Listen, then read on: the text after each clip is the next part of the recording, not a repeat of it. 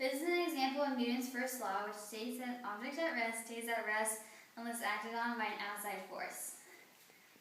The 15 is at rest, and now it's acted on by an outside force, so it moves.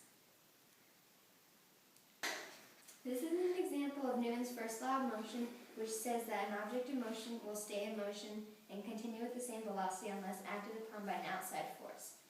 So I'll hit this ball and it will continue in the same velocity.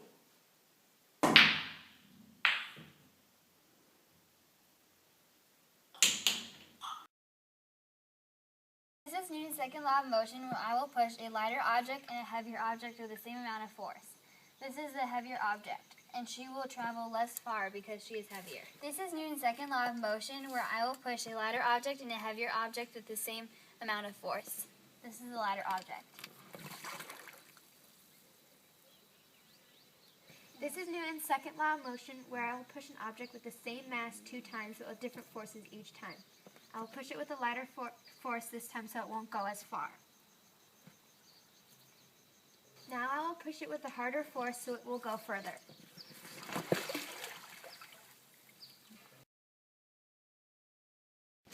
This is an example of Newton's third law of motion. It shows that there is an equal and opposite reaction of forces.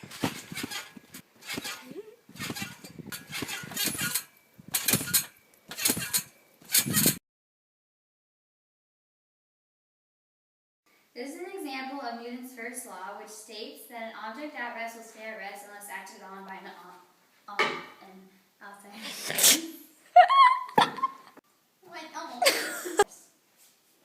So I'll hit this ball and it will continue on the same path. It needs to go away. It has like snails on it. No! I put it farther!